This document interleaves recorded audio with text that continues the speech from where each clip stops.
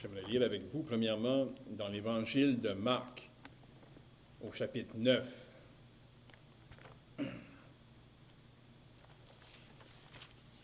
Marc, chapitre 9, et nous allons lire à partir du verset 33.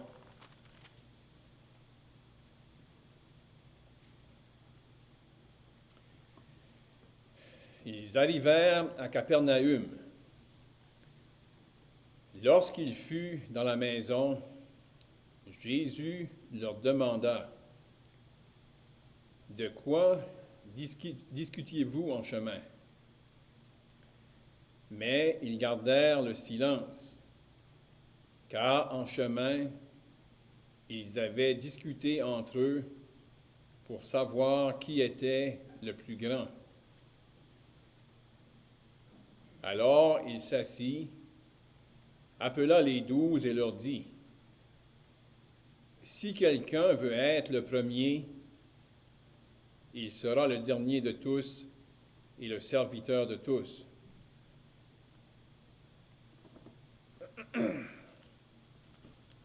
On pourrait aller maintenant au chapitre 10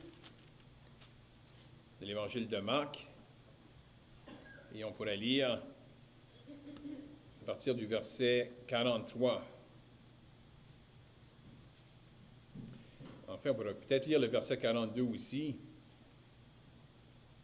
parce qu'ici, là, il y avait eu une demande de Jacques et Jean, les fils de Zébédée. Excusez, Marc 10, oui. Et au verset, dans le contexte, ces deux disciples-là ont demandé au Seigneur, ils avaient un désir d'être un à la droite et un à la gauche. Et on peut lire à partir du verset 41, « Les 10, ayant entendu cela, commencèrent à s'indigner contre Jacques et contre Jean. Jésus les appela et leur dit, « Vous savez que ceux qu'on regarde comme les chefs des nations les tyrannisent et que les grands les dominent. Il n'en est pas de même au milieu de vous. Mais quiconque veut être grand parmi vous, qu'il soit votre serviteur. Et quiconque veut être le premier parmi vous, qu'il soit l'esclave de tous. Car le Fils de l'homme est venu non pour être servi, mais pour servir et donner sa vie comme la rançon de beaucoup. » On pourrait aller maintenant au chapitre 14 de l'Évangile de Marc. Nous allons lire à partir du verset 27.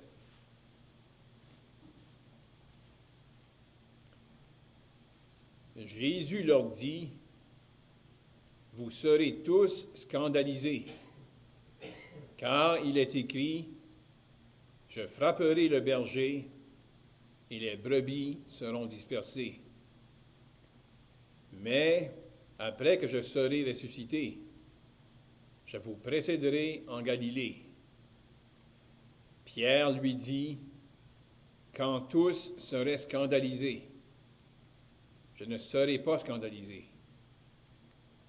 Et Jésus lui dit, « Je te le dis en vérité, toi, aujourd'hui, cette nuit même, avant que le coq chante 2 fois, tu me renieras 3 fois. » Mais Pierre reprit plus fortement, « Quand il me faudrait mourir avec toi, je ne te renierai pas. » Et tous dirent la même chose.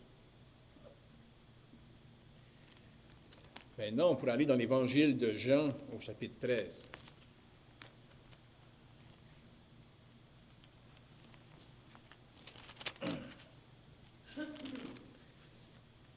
Jean chapitre 13, et on pourrait lire à partir du verset 1.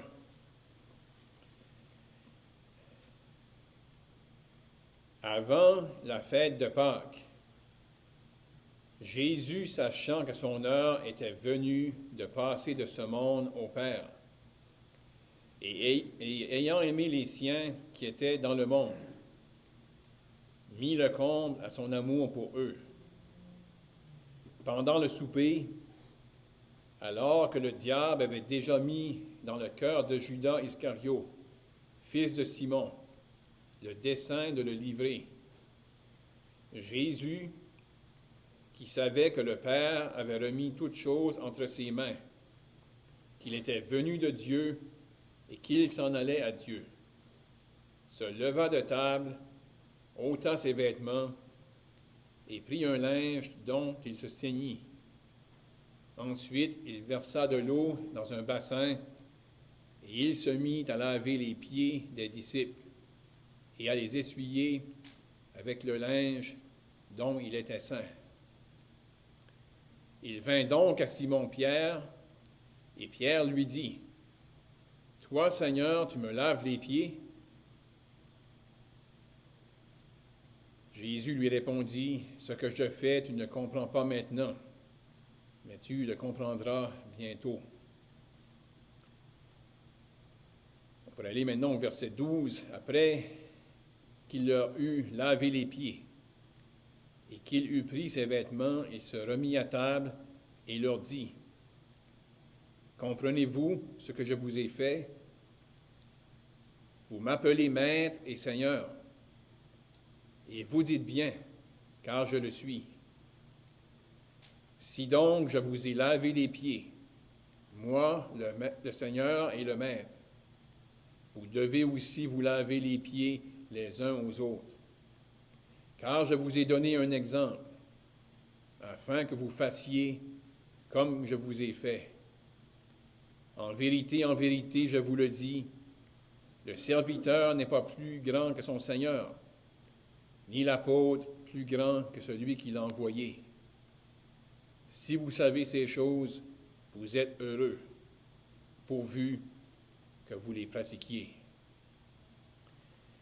Et pour une dernière portion dans l'Épître de Paul aux Philippiens, au chapitre 2.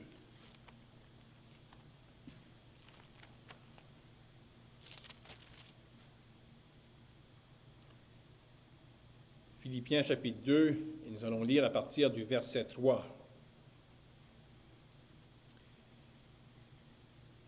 Ne faites rien par esprit de parti ou par vaine gloire, mais que l'humilité vous fasse regarder les autres comme étant au-dessus de vous-même. Que chacun de vous, au lieu de considérer ses propres intérêts, considère aussi ceux des autres. Ayez en vous les sentiments qui étaient en Jésus-Christ. Existant en forme de Dieu, il n'a point regardé son égalité avec Dieu comme une proie à arracher, mais il s'est dépouillé lui-même en prenant une forme de serviteur, en devenant semblable aux hommes, et il apparut comme un vrai homme. Il s'est humilié lui-même, se rendant obéissant jusqu'à la mort, même jusqu'à la mort de la croix.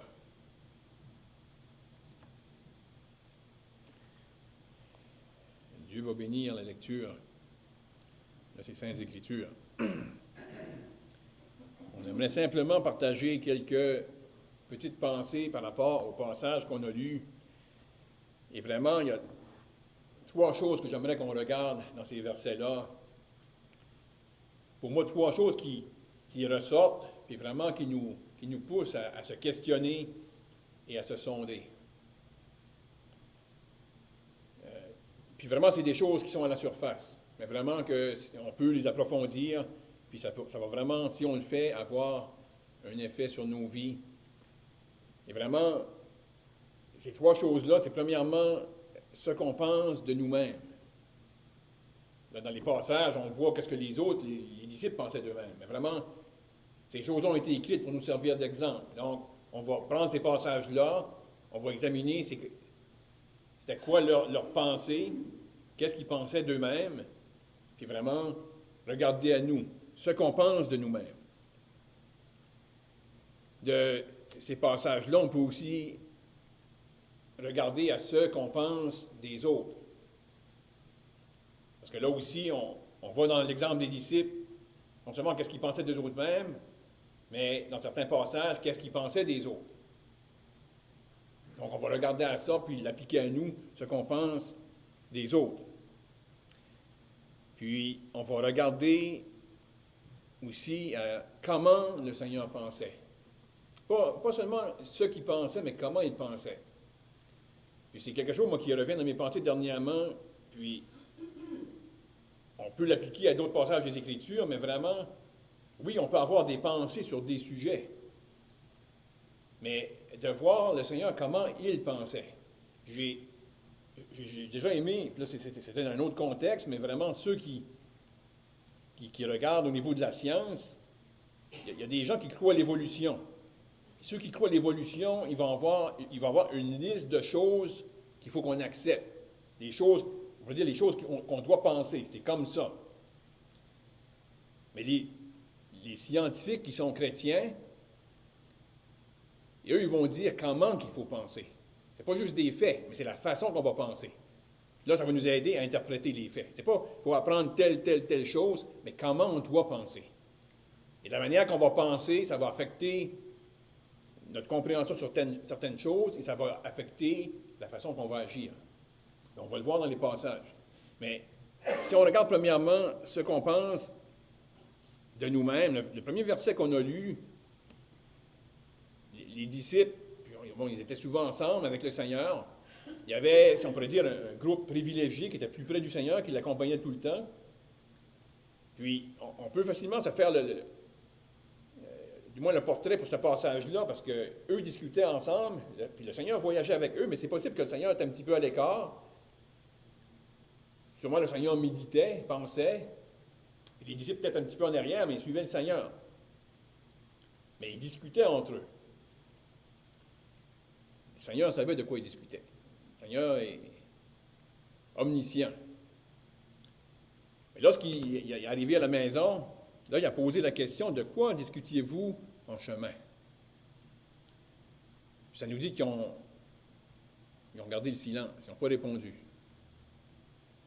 Sinon, lorsque la question était posée, là, ça a amené à leur... Peut-être même que ça avait été dans leur conscience avant, mais du moins, lorsque le Seigneur a posé la question, ça les a touchés dans leur conscience, puis ils n'ont pas répondu. Parce que là, de qu'est-ce qu'ils discutaient en chemin, c'était lequel d'entre eux était le plus grand. On n'a pas les détails de... C'était quoi le débat pour définir c'était qui était le plus grand, mais du moins la discussion était là. Lequel d'entre eux était le plus grand? Puis on peut penser que parmi les disciples, ils avaient fait des miracles, ces disciples-là. Pas par eux-mêmes, mais vraiment par la puissance du Seigneur. Il y en avait deux autres qui avaient chassé des démons. Et possiblement, dans leur discussion, ils se comparaient un l'autre, puis finalement, la pensée de qui d'entre nous est le plus grand? Le Seigneur, même si eux n'ont pas répondu, on voit qu'en faisant ça, ils pensaient à eux autres mêmes. Puis, d'une manière s'élever, qui est le plus grand?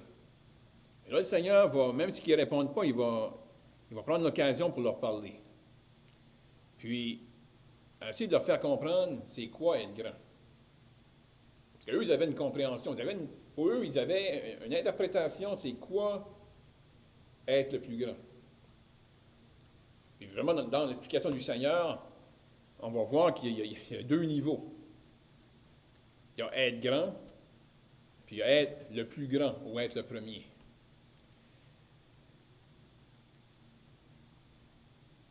Puis, il va mentionner, si quelqu'un veut être le premier, il sera le dernier de tous et le serviteur de tous. Mais vraiment, puis là, on a lu au chapitre 10, là, on a un autre détail. C'est là que le Seigneur va faire la distinction. Puis, il va faire un contraste, justement, comme peut-être la façon même que les disciples pensaient, c'était semblable à la manière que le monde pense. Parce que le Seigneur, lorsqu'il va expliquer, il va dire, vous savez que ceux qu'on appelle comme les chefs des nations les tyrannisent et que les grands les dominent. La raison que le Seigneur amène ça, il veut faire sûr que ça, c'est loin de la pensée des disciples. Parce que ça, c'était ça la pensée du monde. Et là, il n'y a rien de mal à vouloir être grand, mais le Seigneur va expliquer qu'est-ce que c'est être grand. Ici, ça mentionne, je vais me reculer un peu, mes lunettes sont dues pour être changées. Il n'en est pas de même au milieu de vous, mais quiconque veut être grand parmi vous, qu'il soit votre serviteur. Ici, le mot serviteur, c'est le mot diakonos, le mot qui est traduit en français diacre. Si on veut être grand, il faut être serviteur. On va servir les autres. Ça peut être d'une manière, c'est vraiment un mot qui peut être vaste. Présentement, j'agis comme un diacre. Je vous amène la parole, j'agis envers vous. Je fais ça pour vous. C'est pas pour moi. Malgré que c'est bon de l'étudier, mais vraiment, le service pour les autres. Si on veut être grand, le Seigneur dit, vous allez être serviteur. Mais là, il ajoute,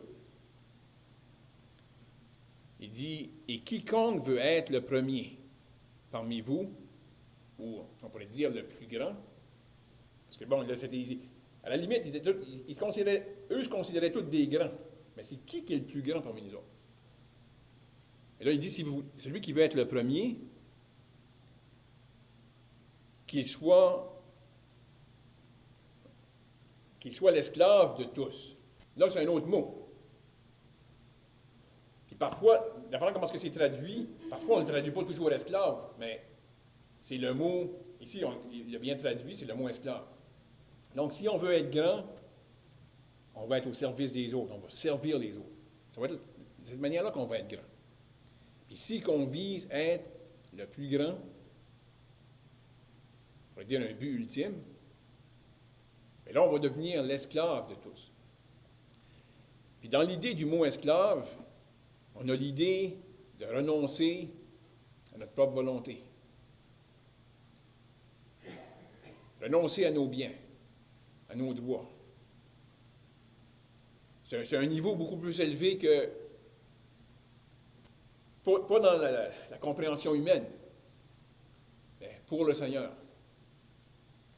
Si on veut être grand, on va être au service des autres. Mais si on veut être le premier, on va devenir l'esclave de tous. Renoncer à notre propre volonté. Puis on va y faire référence un peu plus tard. Et là, pour moi, on voit dans ces exemples-là la façon que les disciples pensaient.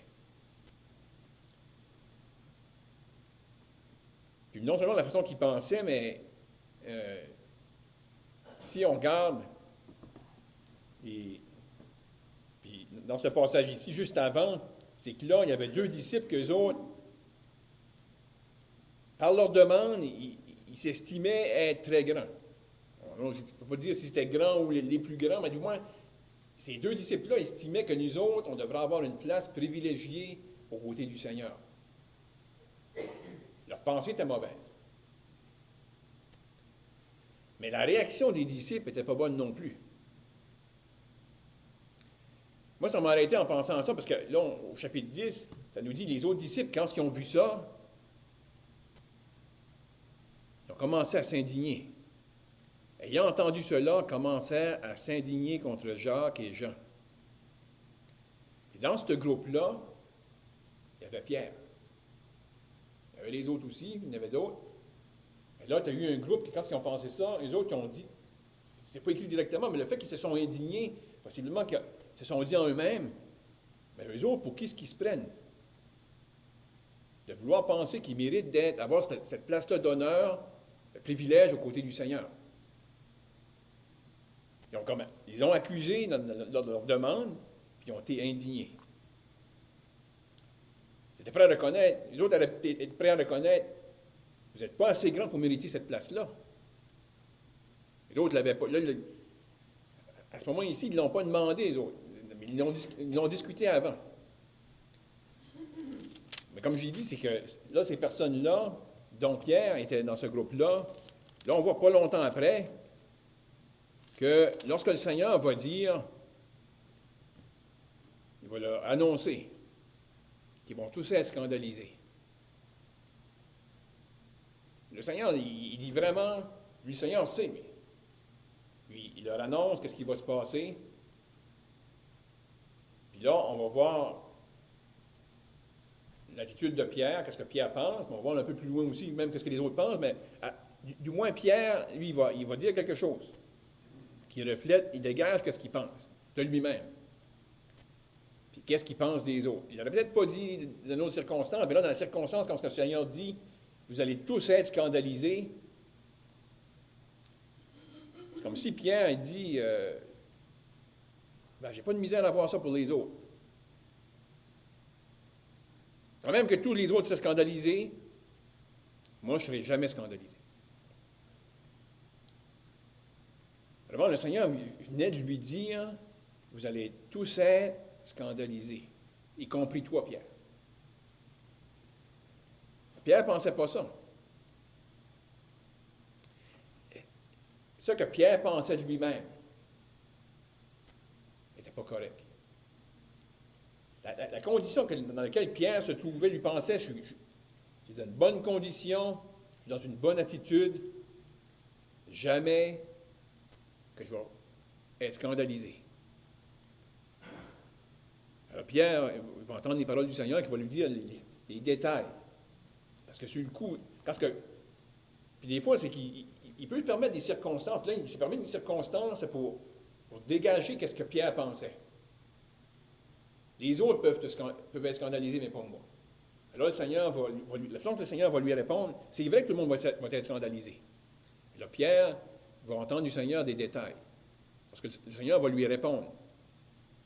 Il va lui dire, je te le dis en vérité, toi, pas les autres. Les autres vont être scandalisés pareil, mais là, il va révéler à Pierre quelque chose. Il dit, toi,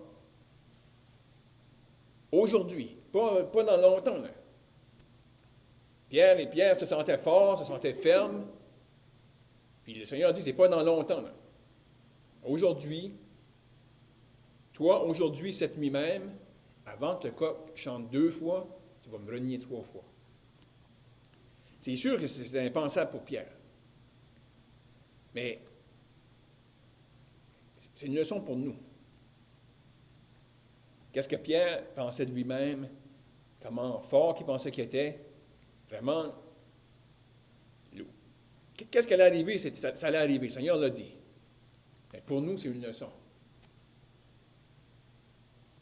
Comment est-ce qu'on se voit? On ne peut pas être plus que ce qu'on est. Puis le Seigneur sait qu'est-ce qu'on est.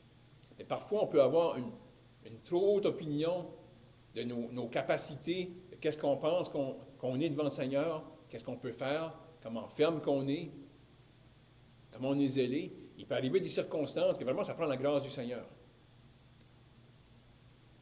Mais ces événements-là, ça fait ressortir qu'est-ce que Pierre pensait de lui-même, puis même les autres ont dit non, ça ne va pas arriver. Non, mais ça allait arriver. Mais, comme je dis, ces événements-là, ça fait ressortir comment chacun se voyait par rapport à l'autre. Mais vraiment, si on prend l'exemple du Seigneur, puis là, on va le voir dans une mesure dans Jean chapitre 13. Non, on a encore, parce que sinon, un peu le même groupe de disciples autour du Seigneur. Puis là, il va y avoir un événement où il y a une action qui doit être faite.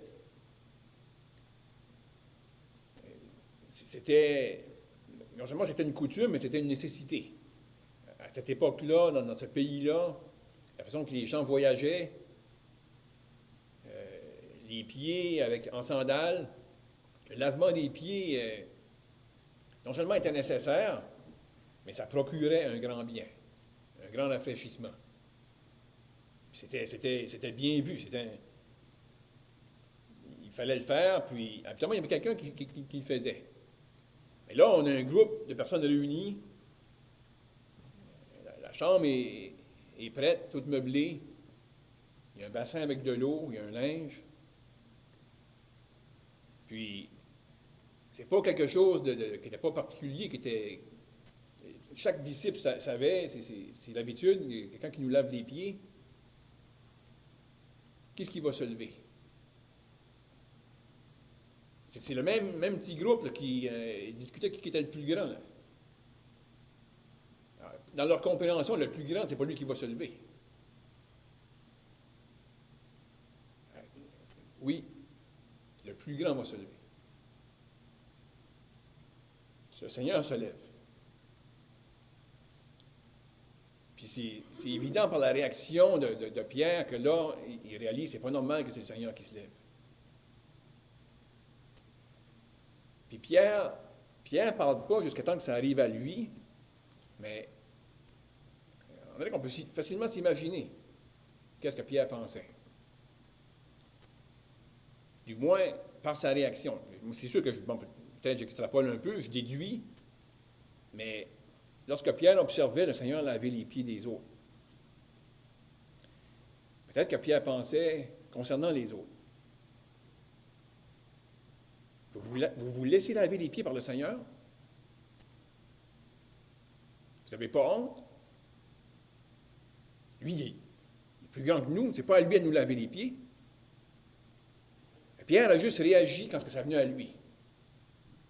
Il ne parlait pas, mais il devait penser. Et quand ça arrive à lui, il pense qu'il va agir, puis il va dire non, tu ne vas pas me laver les pieds. Ah oui, le Seigneur va te laver les pieds. Moi, le Seigneur manifeste je veux te laver les pieds. Puis, il va le faire. Après un petit entretien avec Pierre, Pierre va dire non seulement lave-moi tout le corps. Le Seigneur a dit seulement les pieds. C'est suffisant avec les pieds. On ne va pas aller dans tous les détails, mais après, il va dire comprenez-vous ce que je vous ai fait? Puis, le Seigneur va dire, concernant lui-même, si donc je vous ai lavé les pieds, puis juste avant, il a dit, vous m'appelez Maître et Seigneur, et vous dites bien quand je le suis. Je suis vraiment le Maître, je suis le Seigneur. Ne faites pas erreur là-dessus. Il ajoute, si donc je vous ai lavé les pieds, moi, le Seigneur et le Maître, vous devez, vous aussi, vous laver les pieds les uns les autres, quand je vous ai donné un exemple. Une leçon pour les disciples.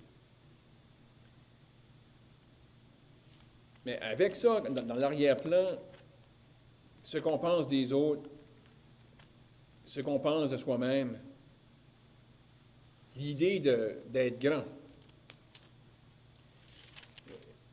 Dans Philippiens, j'ai été arrêté en considérant qu'est-ce qui est écrit, puis vraiment, ici, là aussi, c'est une exhortation de l'apôtre Paul, ce qui est écrit aux Philippiens.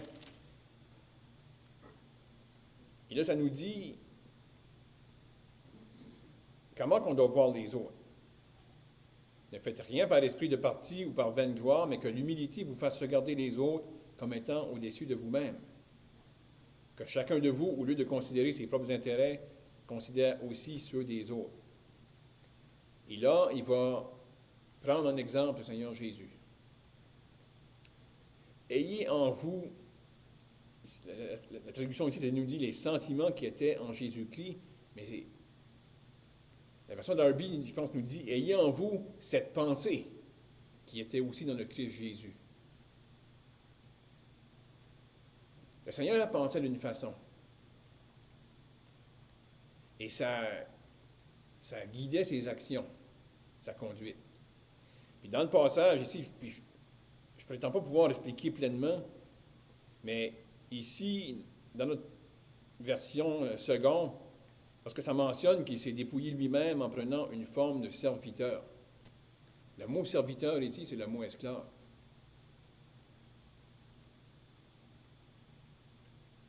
Ça fait, on a l'exemple du Seigneur Jésus, puis ça commence en disant « existant en forme de Dieu ». Il n'a point regardé son égalité avec Dieu comme une proie arrachée, mais il s'est dépouillé lui-même en prenant une forme d'esclave. Comme on l'a mentionné au début, le mot esclave, ça donne l'idée de quelqu'un qui renonce à ses droits, à sa volonté. Quand je pense à ce passage-là, ça me vient à l'idée ce qu'on lit dans l'Hébreu. Parce que le Seigneur dit, tu n'as agréé ni sacrifice, ni offrande, mais tu m'as formé un corps. Voici, je viens au Dieu pour faire ta volonté. On l'a entendu ce matin dans l'adoration, comment le Seigneur Jésus, non seulement il l'a mentionné dans le jardin de Gethsémani, non pas ma volonté, mais que la tienne se fasse, mais tout au long de sa vie sur la terre, le Seigneur Jésus faisait la volonté du Père. Oui, on pourrait le regarder sur un autre angle, on pourrait dire, oui, mais c'est vrai, mais sa volonté était la même que le Père, oui. Mais lorsqu'il s'est fait homme, il agissait sur la terre en accord avec la volonté du Père. Et ça l'a amené jusqu'à là que dire, dans le jardin, non pas ma volonté, mais que la tienne se fasse. Et là, ça nous ramène à l'idée de si on veut être grand, ou si on veut être le premier. Dans la mesure parce qu'il y a absolument un écart entre grand et le plus grand. Mais vous savez où on va faire du progrès. Où on va être grand aux yeux de Dieu et qu'on va être petit à nos yeux. C'est dans la mesure qu'on va faire sa volonté. Sa volonté à lui. Puis en faisant la volonté de Dieu, Dieu va nous demander d'agir d'une manière envers nos frères et nos sœurs. On va être à leur service. Oui, on va agir comme un diacre. Mais il va venir peut-être même des circonstances où ça va aller au-delà de ça. Qu'on va même, dans certaines circonstances, renoncer à nos droits. Pourquoi? Parce qu'on va être soumis à la volonté du Père. Puis là, en faisant ça, on ne va jamais atteindre le but ultime. Ça va être une vie, ça. Mais si, pour les jours qu'on a à vivre ici-bas sur la terre, qu'on pourrait faire du progrès, puis que dans toutes nos actions, on pourrait se poser la question, par rapport à ça, comment est-ce que je me vois? Comment est-ce que je vois les autres? Puis de la manière que je vais agir, est-ce que je vais agir avec la pensée de Christ? Comme que lui pensait, comme que lui agit, comme que lui s'est abaissé. Non seulement il a été serviteur, mais le fait que le mot-là est utilisé, le mot esclave, dans le sens envers son Dieu, envers son Père, soumis à la volonté. Ça a eu un impact. Lorsqu'on vient à penser au Seigneur, on est tous d'accord que sa conduite, sa façon d'agir, ce qu'il a accompli, non seulement ça a eu un impact sur notre condition, qu'on soit arraché de où on était, c'est un impact encore aujourd'hui dans nos vies, mais qu'on puisse s'inspirer et de penser que la façon qu'on va se voir, qu'est-ce qu'on va penser de nous, qu'est-ce qu'on va penser des autres, ça va changer notre façon de faire.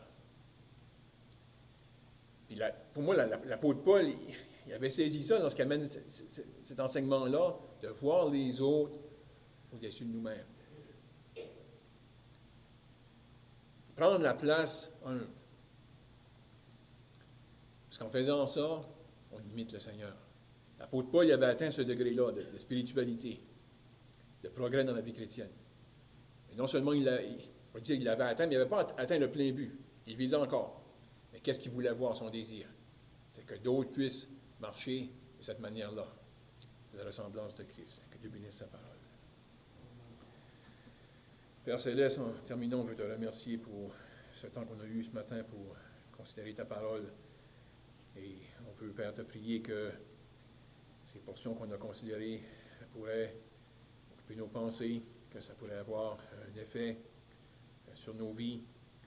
Et Père, que si on veut être utile dans ton œuvre, qu'on pourrait appliquer dans une mesure ce qu'on a considéré et de voir nos frères, nos sœurs qui t'appartiennent, qui ont été rachetés un grand prix, qu'on pourrait avoir cette joie de pouvoir les servir. On pense que ce terme est vaste, ça implique beaucoup, mais qu'on pourrait le faire dans ta volonté, avec la grâce que tu nous donnes. On te prie cela, Père, au nom du Seigneur Jésus-Christ. Amen.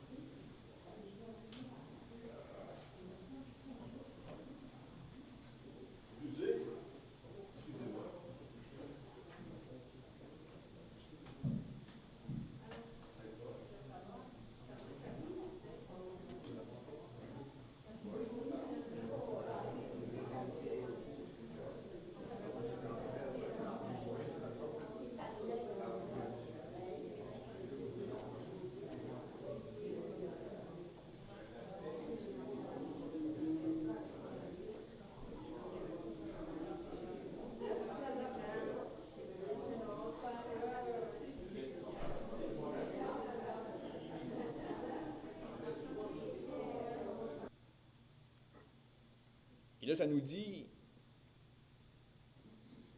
comment on doit voir les autres.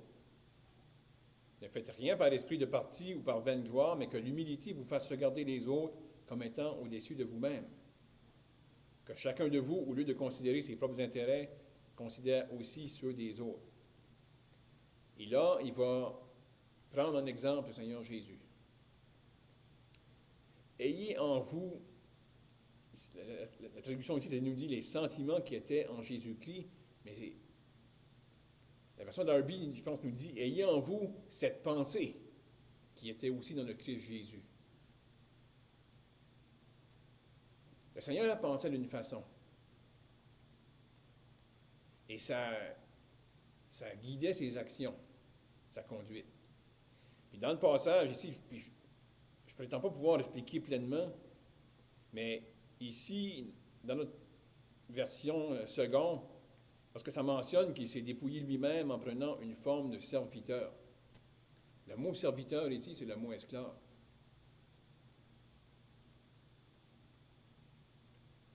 Ça fait, on a l'exemple du Seigneur Jésus, puis ça commence en disant « existant en forme de Dieu ». Il n'a point regardé son égalité avec Dieu comme une proie arrachée, mais il s'est dépouillé lui-même en prenant une forme d'esclave. Comme on l'a mentionné au début, le mot esclave, ça donne l'idée de quelqu'un qui renonce à ses droits, à sa volonté. Quand je pense à ce passage-là, ça me vient l'idée, ce qu'on lit dans l'Hébreu. Parce que le Seigneur dit, tu n'as agréé ni sacrifice, ni offrande, mais tu m'as formé un corps. Voici, je viens, ô Dieu, pour faire ta volonté.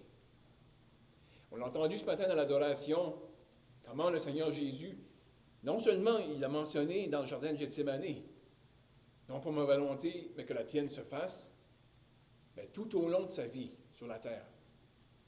Le Seigneur Jésus faisait la volonté du Père. Oui, on pourrait le regarder sur un autre angle, on pourrait dire, oui, mais c'est vrai, mais sa volonté était la même que le Père, oui. Mais lorsqu'il s'est fait homme, il agissait sur la terre en accord avec la volonté du Père. Puis ça l'a amené jusqu'à là que dire, dans le jardin, non pas ma volonté, mais que la tienne se fasse. Et là, ça nous ramène à l'idée de si on veut être grand ou si on veut être le premier. Dans la mesure parce qu'il y a absolument un écart entre grand et le plus grand. Mais vous savez où on va faire du progrès. Où on va être grand aux yeux de Dieu et qu'on va être petit à nos yeux. C'est dans la mesure qu'on va faire sa volonté. Sa volonté à lui. Puis en faisant la volonté de Dieu, Dieu va nous demander d'agir d'une manière envers nos frères et nos sœurs. On va être à leur service. Oui, on va agir comme un diacre. Mais il va venir peut-être même des circonstances où ça va aller au-delà de ça. On va même, dans certaines circonstances, renoncer à nos droits. Pourquoi? Parce qu'on va être soumis à la volonté du Père. Puis là, en faisant ça, on ne va jamais atteindre le but ultime. Ça va être une vie, ça. Mais si, pour les jours qu'on a à vivre ici-bas sur la terre, qu'on pourrait faire du progrès, puis que dans toutes nos actions, on pourrait se poser la question, par rapport à ça, comment est-ce que je me vois? Comment est-ce que je vois les autres? Puis de la manière que je vais agir, est-ce que je vais agir avec la pensée de Christ?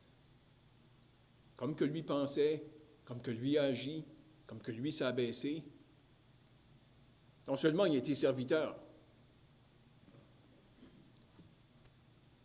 mais le fait que le mot-là est utilisé, le mot esclave, dans le sens envers son Dieu, envers son Père, soumis à la volonté.